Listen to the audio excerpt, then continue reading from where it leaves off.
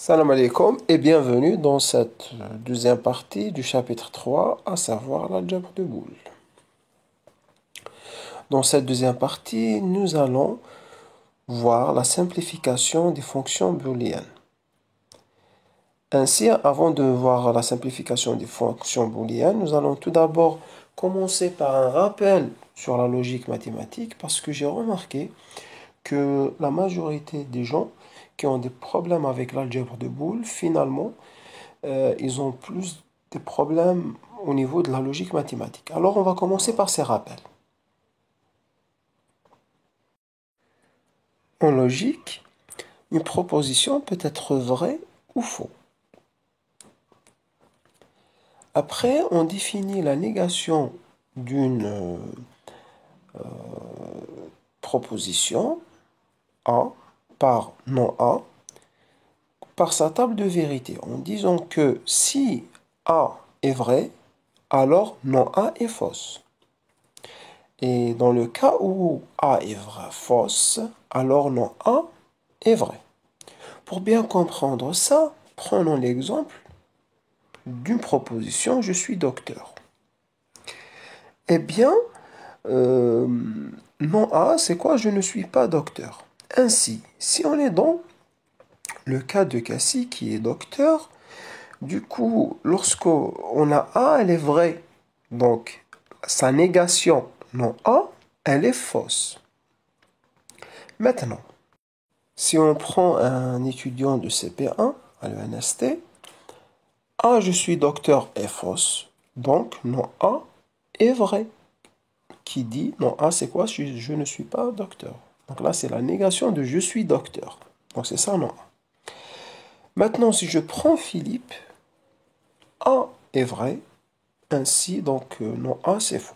Donc, la négation non A d'une proposition A est définie lorsque A est vrai, alors non A est fausse. Et lorsque A est fausse, non A est vrai. Maintenant, passons à la définition de la conjonction. Maintenant, la conjonction A et B, c'est lorsque elle est vraie, c'est une proposition, la conjonction de deux propositions A et B est une proposition A et B qui est vraie uniquement si A et B sont vrais simultanément. Ça veut dire, si A est vrai et B est vrai, alors A et B est vrai. Si A est vrai alors que B est fausse, alors elle est fausse. Évidemment, c'est pareil, lorsque A est fausse, B, même si elle est vraie, alors elle est fausse. Donc là, ce qu'il faut retenir, c'est il suffit qu'une des deux soit fausse, alors la proposition de conjonction A et B, elle est fausse. Je reprends l'exemple que j'ai mis en cours. Donc, prenons A et B. Soit A, je suis docteur. B, pardon, j'habite à Alger. Dans ce cas, si on est dans le cas de Cassie, donc on a le A est vrai et le B est vrai. Du coup, la conjonction A et B est vraie. Maintenant, si on est dans Philippe, eh bien, B, je suis à Alger, elle est fausse. Du coup, la conjonction, elle est fausse. Si on prend un autre exemple, on prend l'exemple de Zakaria, qui n'est pas docteur, I, qui n'habite pas à Alger. Du coup, A et B, également, elle est fausse. Passons à une autre opération logique qui est la disjonction. Donc là, si on a une proposition A, une proposition B, toujours une disjonction comme la conjonction et la négation, elle est définie par sa table de vérité. Alors, ce que j'aimerais bien mettre en évidence, c'est que lorsqu'on remplit la table de vérité, on voit qu'on va faire toutes les possibilités. Alors, dans ce cas, la table de vérité, on va commencer par, lorsque A est vrai, on a deux possibilités pour B. Donc, soit elle est vraie, soit elle est fausse. Et pareil, lorsque A elle est fausse, soit B est vrai, soit B elle est fausse. Donc là, comme ça, on a pris toutes les possibilités. Revenons à la disjonction, bien ou. La disjonction de deux propositions, A ou B, est fausse uniquement si les deux propositions A et B sont fausses simultanément. Donc là, si on prend le cas de Cassie pour la disjonction, donc A ou B, elle est vraie parce que A, je suis docteur, est vrai, et B, j'habite à Alger, pardon, est vrai aussi. Pour la disjonction, bien que Philippe n'habite pas à Alger, du coup F, B, elle est fausse, étant donné qu'il est docteur, donc A ou B est vrai. Donc la proposition de disjonction A ou B est vraie, puisqu'il a suffi qu'une des deux propositions soit vraie. Maintenant, enfin, revenons à notre cher Zacharia. Étant donné qu'il n'est pas docteur et il n'est pas un habitant d'Alger, du coup, on est dans le cas où la disjonction est fausse, le seul cas, et du coup, A ou B est fausse. Ainsi, basé sur la logique mathématique, Georges Boole a défini l'algèbre de Boole.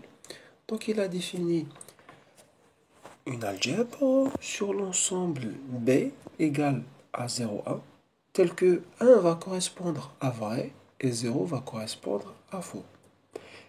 Et il a aussi associé les opérateurs de composition interne, plus, étoile et moins.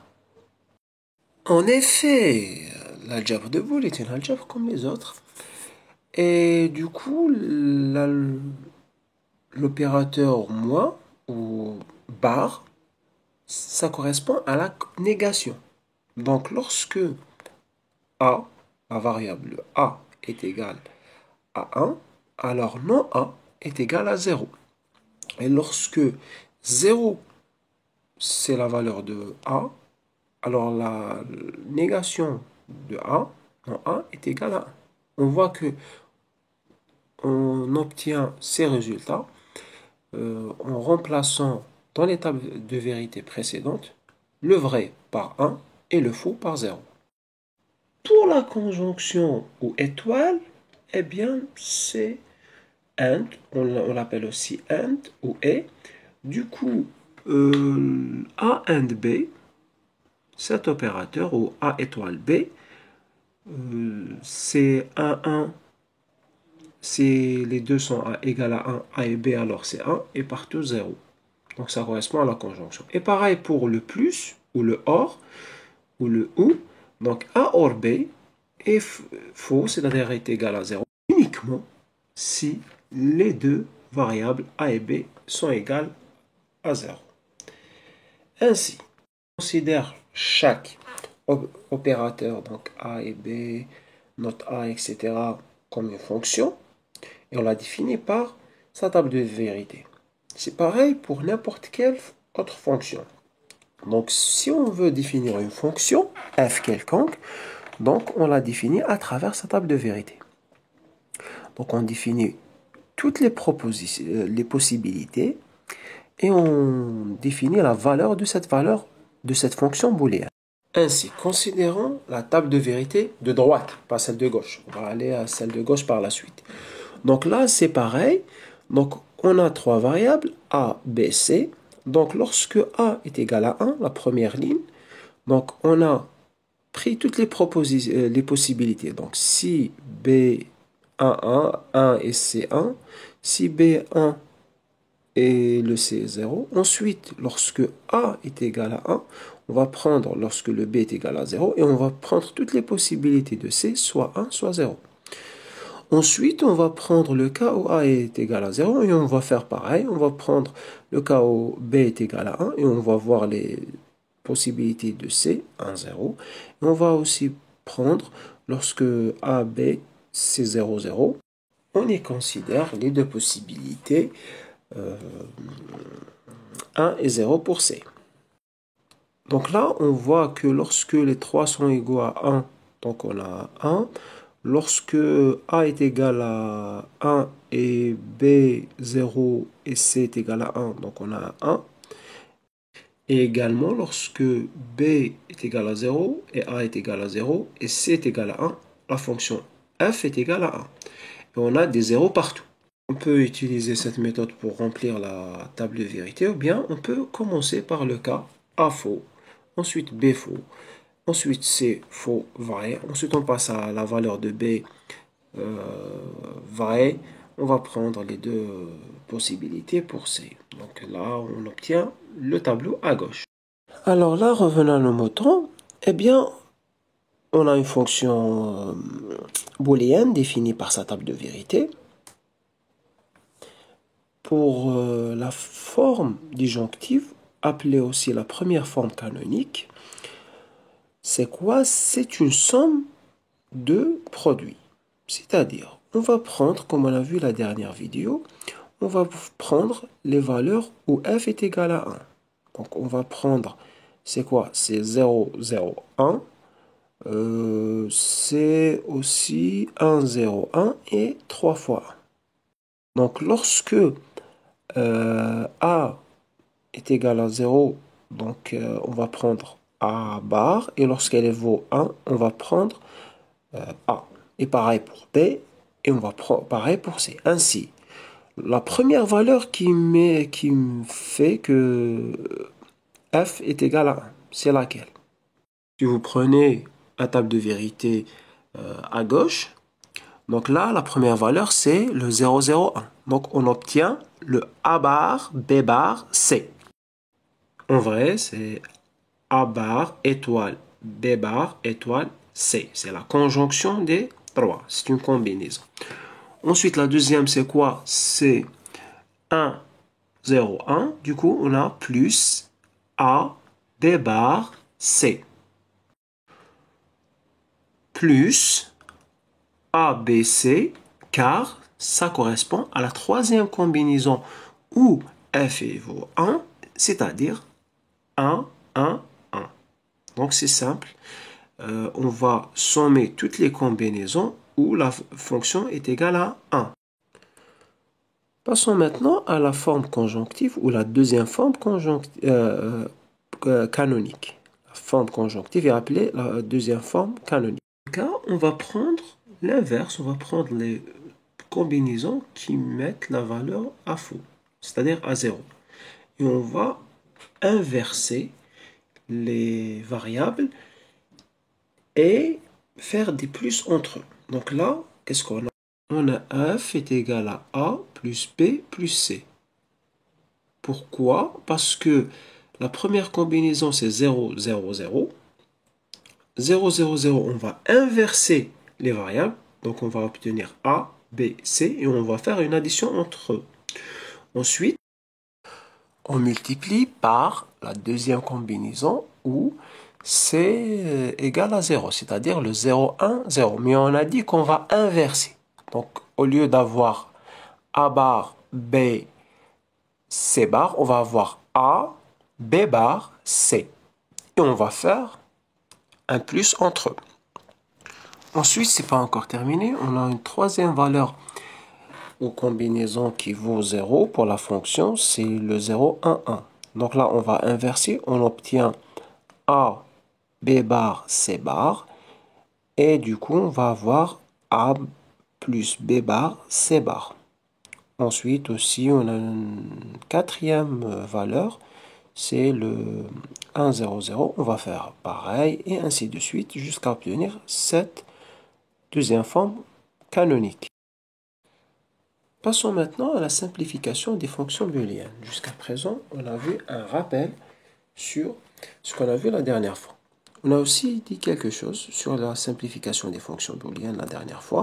On a trois principales méthodes, à savoir l'utilisation des fonctions algébriques, ou bien et des propriétés algébriques de l'algèbre de Boole, ou bien une méthode graphique qui est la méthode de Carnot, ou bien les méthodes programmables. Dans cette vidéo, on va voir la méthode de Carnot qui est la méthode la plus utilisée et très efficace pour l'optimisation et la simplification des fonctions booléennes. Avant d'aller plus loin, j'aimerais juste dire quelque chose. Pourquoi on simplifie la fonction booléenne? Cette question m'a été posée.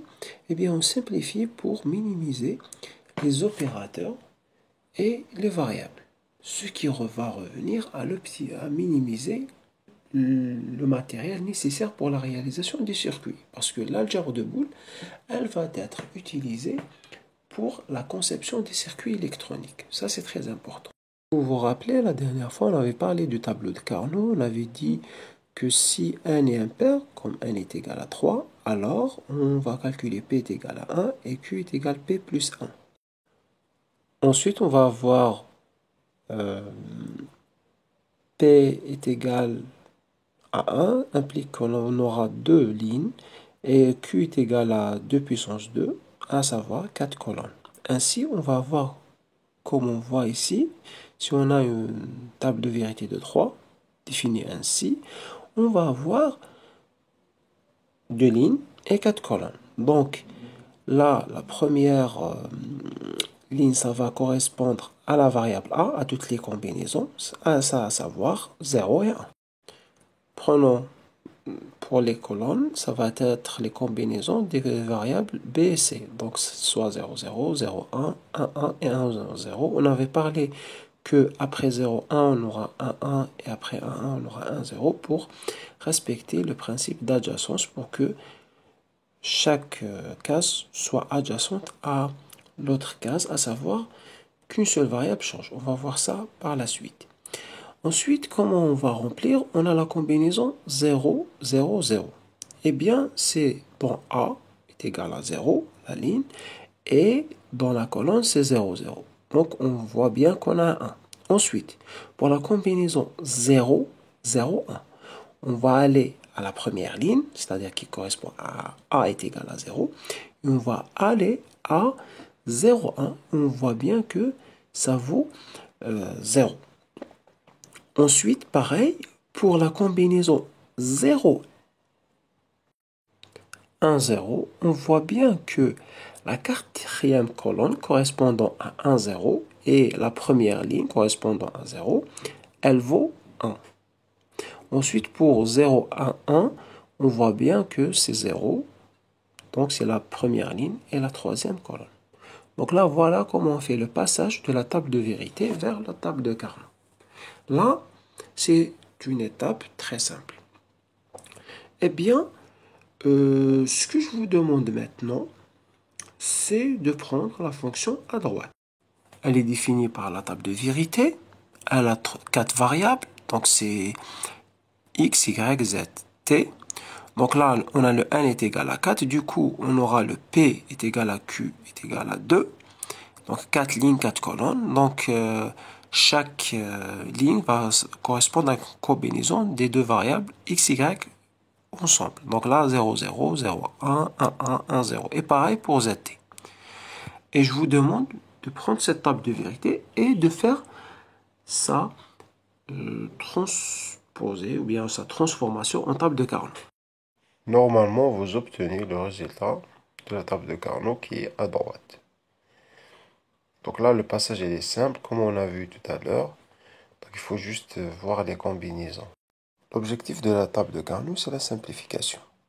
En effet, la méthode de simplification de Carnot, elle exploite une propriété algébrique qui dit que A étoile x plus A étoile x bar, on utilise la distributivité de l'étoile sur le plus, donc on obtient A étoile x plus x bar. X plus x bar, c'est l'identité de l'opérateur étoile, et donc A étoile 1, donc c'est A. En utilisant une méthode graphique, on va mettre en évidence les variables qui ont changé, donc x, x bar, pour les éliminer. D'où vient l'importance de la propriété d'adjacence, et c'est pourquoi après 0,1, on a dit qu'il faut avoir un 1, 1 pour mettre en évidence cette adjacence. En effet, lorsqu'on dit x, y bar z, t et x, z bar, z, t bar, ils sont adjacents étant donné que les variables t et t bar ont changé. Donc, x, y bar, z, t plus x, y bar, z, t bar, ça va être x, y bar, z. La méthode de simplification de Carnot suit plusieurs règles et des étapes. Donc, 7 étapes, on les a résumées ici. La première étape consiste à transposer la fonction dans la table de Carnot, à partir de la table de vérité. Ensuite, dans la deuxième phase, on va regrouper le maximum de cases adjacentes qui contiennent des 1. Dans la troisième phase, consiste à identifier les groupements d'une seule case. Dans ces cases-là, on ne va rien éliminer. Ensuite, on va passer au groupement de 2 cases et on va éliminer la variable qui a changé d'état. La cinquième phase, on va prendre les groupements à 4 cases et on élimine les 2 variables qui ont changé d'état et on garde les 2 autres. Les groupements étant donné qu'ils sont faits en puissance de 2, de puissance 0, 1, de puissance 2, 1, 1, 2, de puissance 2, 4, etc. Dans la même étape, on peut regrouper exceptionnellement 8 cases et on garde une seule variable. Dans la septième et dernière étape, on va écrire la fonction booléenne simplifiée en mettant la somme des différents groupements après l'élimination des variables qui ont changé d'état. Prenons l'exemple à droite où on a la table de vérité.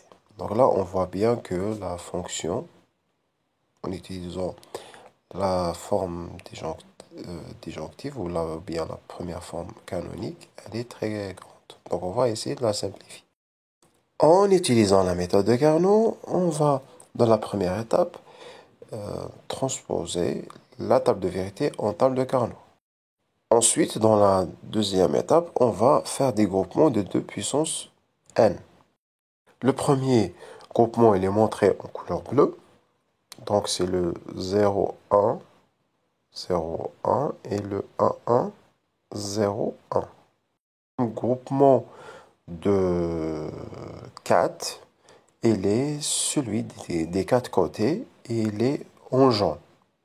Bien sûr, là, c'est montré en orange parce que on a un autre groupement en rouge qui va prendre la dernière ligne. Il est de 4 aussi. Donc, c'est pour ça les deux extrémités en bas, ils sont en orange. Donc là, c'est entre le jaune et le... On a utilisé deux couleurs, le jaune et le rouge. Ça nous a donné la couleur orange. Dans la troisième étape, on ne fait rien. Dans la quatrième étape, on a le groupement en bleu. Donc, on va simplifier pour obtenir y, z bar t, étant donné que x a changé d'état. Dans le groupement en rouge, on va garder les variables qui n'ont pas changé d'état, à savoir x, y bar. Pareil pour le jaune, on va garder y bar, t bar. Dans la sixième étape, on n'a pas de groupement de 8 cases. Et enfin, la fonction simplifiée qu'on obtient avec la table de Carnot est donnée ci-dessous. Dans cette vidéo, après des rappels sur l'algèbre de Boole et les fonctions booléennes, on a passé à la simplification de ces dernières. En effet, on a exploré la méthode de Carnot. À bientôt dans une nouvelle vidéo.